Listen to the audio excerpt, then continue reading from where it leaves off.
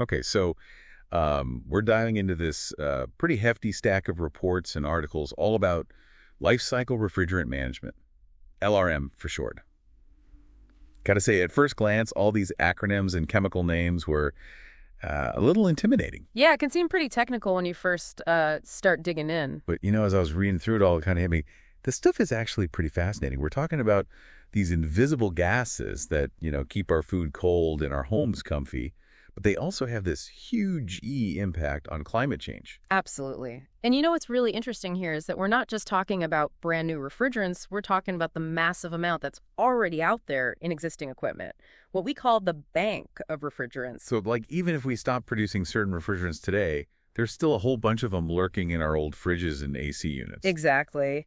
And this bank is projected to release a crazy amount of greenhouse gases by 2100, the equivalent of 3 years' worth of global energy emissions. Whoa, 3 years worth. Okay, now I'm really paying attention. So is that where LRM comes in? It's about minimizing those emissions from all those existing refrigerants. You got it. LRM is all about managing those refrigerants through their entire life cycle, from the moment they're produced to when they're hopefully safely disposed of. Okay, I think I'm starting to get the big picture now. But before we go any further, can we back up a bit? Mm-hmm. I think it would be helpful to just understand what exactly refrigerants are and why some of them are considered so bad for the environment. Absolutely. Let's break it down. You've probably heard of things like CFCs or chlorofluorocarbons. Those are the refrigerants that were really notorious for damaging the ozone layer. Remember the whole hole in the ozone layer scare back in the day? Oh, yeah, definitely. I remember those public service announcements, like the sad polar bears. So those CFCs were phased out, right? Right. Thanks to the Montreal Protocol, it's a global agreement that has actually been incredibly successful in phasing out ozone-depleting substances, or ODS. That's good news. So problem solved. Right. Well, not quite. See, we replaced those CFCs with another type of refrigerant called HFCs, or hydrofluorocarbons. They were great for the ozone layer, but it turns out they have a huge impact on climate change. Oh, so it's like we traded one problem for another. Kinda, yeah. But the good news is that we're working on it. There's now the Kigali Amendment. It's an international agreement aimed at phasing down HFCs. It's a pretty big deal, because it's estimated that it could prevent up to 0.5 degrees Celsius of global warming by the end of the century. Okay, well, that is encouraging. So we've got these agreements in place, but we still have this massive bank of existing refrigerants to deal with.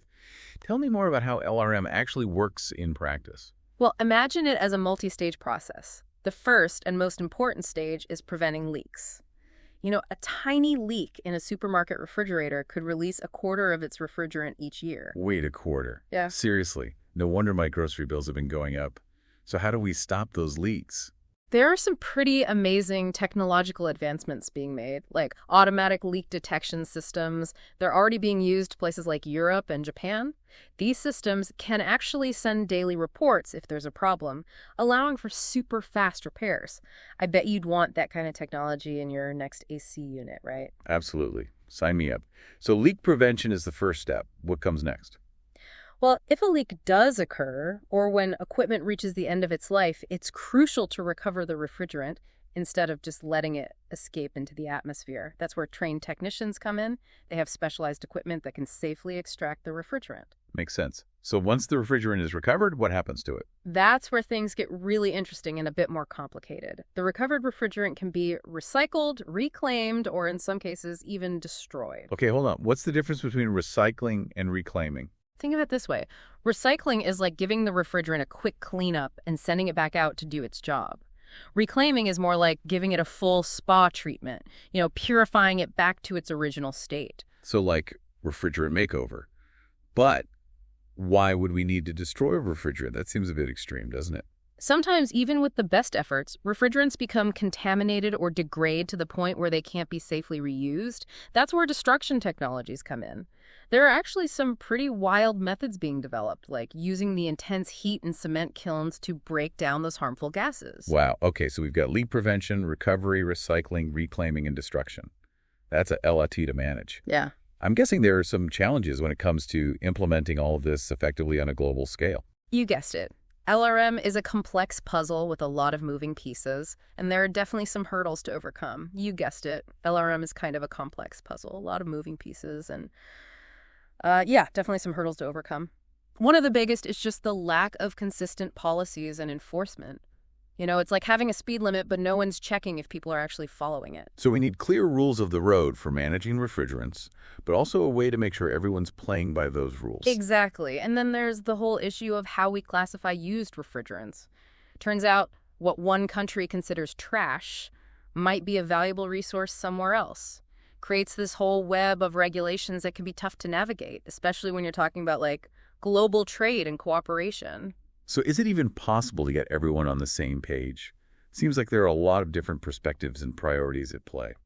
It's definitely a challenge, but the reports highlight that progress is being made. One promising approach is something called Extended Producer Responsibility, EPR. Okay, remind me again what EPR is all about. Think of it like Apple taking back your old iPhone to recover the valuable materials inside. That's EPR in action, and it's starting to happen with refrigerants too. Manufacturers and retailers are being held responsible for the entire life cycle of their products, including making sure the refrigerants are properly managed at the end of their life. That makes a lot of sense. So it's like closing the loop, right? Exactly. And it's not just about big companies either. The reports actually emphasize the importance of the informal technician sector, those independent technicians who are often the primary point of contact for end users. Yeah, those are the folks who come to our homes to fix our AC units or install new appliances. Right. They play a crucial role in LRM, but they often lack access to training, proper tools, and support. I remember reading about that in the reports. Seems like a huge missed opportunity. These are the people on the front lines, but they're often overlooked. Exactly. And it's not just about providing training either. It's about recognizing the challenges they face in their everyday work. Imagine a technician in a developing country riding their motorbike to a job. There's just no room for a bulky recovery machine. It's those kinds of practical considerations that are often overlooked. That's a really good point. It makes you realize that there's no one-size-fits-all solution here. We need to be creative and adapt our approaches to fit different contexts. Absolutely. And that kind of brings us to another important aspect: economics. While LRM has a lot of environmental benefits, there are also economic considerations. Right, because ultimately it's going to take money to make all of this happen. Exactly. And that's why the reports highlight the importance of demonstrating the economic viability of LRM. It's not just about spending money to solve an environmental problem. It's about recognizing that effective LRM can actually lead to significant long-term cost savings. How so? Well, think about it. Preventing leaks means less refrigerant needs to be purchased and less energy is wasted. Reclaiming and recycling refrigerants reduces the need to manufacture new ones, which can be very energy intensive. And extending the lifespan of equipment through proper maintenance saves money in the long run. So it's like an investment that pays off over time. Precisely. And the reports actually give a compelling example. In the EU, where the HFC phase down is well underway, the scrap value of an AC unit is significantly higher because the refrigerant makes up a larger percentage of its overall value. Wait, so my old AC unit could be worth more because of the refrigerant inside. Exactly. It's a great example of how strong policies that incentivize refrigerant recovery can actually drive a circular economy. That's a powerful incentive. So it's not just about environmental regulations, it's about creating economic opportunities as well. Absolutely. And to make those opportunities a reality, we need innovative financing mechanisms. The reports discuss a variety of approaches, ranging from the familiar, like the multilateral fund that supports developing countries, to some more creative solutions like those EPR programs we talked about. They even mention the potential of carbon markets, where putting a price on emissions could create financial incentives for recovering and destroying refrigerants. It sounds like there are a lot of different ways to fund LRM, and each approach has its own strengths and weaknesses. That's right. And that's why the reports advocate for something called integrated climate finance. Okay, now that's a term I haven't heard before. What does that mean? It's about bringing together different funding sources, both public and private, to create a more comprehensive and sustainable approach to financing climate solutions. So instead of relying on just one source of funding, we create a more diverse and resilient funding landscape. Exactly. It's like a diversified investment portfolio for climate action. I like that analogy. It makes a lot of sense. So we've talked about the policy challenges, the economic considerations, and the need for innovative financing. What about the human side of this equation? I mean, ultimately, as people who are going to be making all of this happen. You're absolutely right. And that's why the reports emphasize the importance of investing in education and training. We need skilled technicians who are equipped with the knowledge and tools to implement LRM effectively. I remember reading about some really cool initiatives like mobile training units that are bringing LRM education to technicians in remote areas, even using like smartphone accessible videos for easy access to information. Those kinds of programs are essential for reaching those who are often overlooked, especially in developing countries where access to traditional training centers can be limited. It's about empowering people at the grassroots level to become agents of change. It's like bringing the classroom to the technicians instead of expecting them to come to the classroom. Precisely. And it's not just about technical skills either. It's about instilling a sense of environmental responsibility and encouraging technicians to see themselves as stewards of the planet. It's about fostering a culture of sustainability within the industry. Exactly. And that brings us to a critical question for you, the listener. What role do you play in all of this? It's easy to feel like this is such a massive, complex issue that our individual actions don't really matter. I understand that feeling, but it's simply not true. Every choice we make, as consumers, as citizens, as members of the global community, has an impact. So what can we do? Give us some concrete actions we can take to support LRM. Well, for starters, be an informed consumer.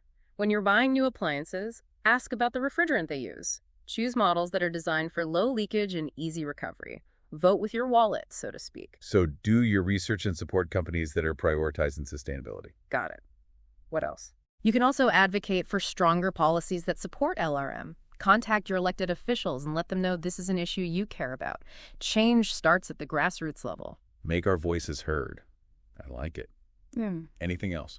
Think about the end of life of your appliances. Don't just toss that old fridge in the landfill. Find a responsible way to dispose of it, ensuring that the refrigerants are properly recovered and managed. So we need to take responsibility for the entire life cycle of our appliances, from purchase to disposal. Right. It's not just about what happens in our own homes, it's about understanding the global impact of our choices. Exactly. And by making those conscious choices, you are contributing to a healthier planet for yourself and for future generations. That's a powerful reminder that we all have a part to play in this. We do. We do. And speaking of playing a part, let's move on to the final part of our deep dive, where we're going to explore some specific case studies, examples of LRM in action around the world. You know, these real-world examples will show you that progress is being made and that a more sustainable future is within our reach. All right, I am ready to hear about these real-world success stories. Show me that there's hope for effectively managing all these refrigerants. Well, one of the most impressive programs is happening right now in the European Union. They've got this thing called the F-gas regulation. It sets really strict limits on using HFCs, and it requires the recovery and recycling of refrigerants, and it's already having a big impact. Like what? Give me some specifics. Well, imagine your old AC unit actually being worth more because of the refrigerant inside. That's the reality in the EU right now. As they phase down HFCs, the refrigerant that's already out there becomes more valuable, which, you know, creates a strong economic incentive for people to recover and recycle it. Wow, so it's like a win-win for the environment and the economy. Exactly. It's a great example of how smart policy can drive positive change. Okay, so Europe's got a good system in place. What about other parts of the world? Another fascinating case study is Japan. They've taken a really comprehensive approach, kind of weaving LRM principles into a whole range of regulations. We're talking everything from how appliances are manufactured to, like, how buildings are demolished. So it's not just one law, it's a whole system designed to minimize refrigerant leaks and emissions at every stage. Precisely. And they've also been real pioneers in developing creative financing mechanisms. For instance, they have these extended producer responsibility programs, or EPRs, where manufacturers are actually responsible for what happens to their products at the end of their life, including the refrigerants inside. So it's like a closed-loop system where everyone's accountable. Right. And it shows that effective LRM isn't just about government regulations. It's about getting everyone involved, from manufacturers to consumers. That makes a lot of sense. Now, all these examples you've given so far are from developed countries. Is this kind of progress happening in developing countries as well? Absolutely. The reports actually highlight a lot of exciting initiatives taking root all over the world. For example, I was really impressed by these mobile training units. You know, they're bringing LRM education directly to technicians in rural communities in Africa. Oh, yeah, I remember reading about those. It's like they're bringing the classroom to the technicians instead of the other way around. Exactly. And these programs aren't just teaching technical skills, they're also fostering a sense of environmental stewardship and empowering local communities to take ownership of this issue. It's really inspiring. It's amazing to see that even in places with limited resources, people are finding creative ways to make LRM work. It really shows that this is a global challenge that requires global solutions. And it's not about imposing a one-size-fits-all approach. It's about collaborating, sharing knowledge, and adapting solutions to fit different contexts. It's about recognizing that we're all in this together. That's the key takeaway here. We all have a role to play in ensuring a healthier planet for ourselves and for future generations. And LRM, as complex as it may seem, is a crucial part of that equation. So what does all this mean for our listener? What's the message we want them to walk away with? Well, I think it boils down to this. The next time you reach for a cold drink from your fridge or adjust your thermostat, remember that there's a whole lot more going on behind the scenes than you might realize. You know those invisible gases that keep us comfortable? They have a huge impact on our planet.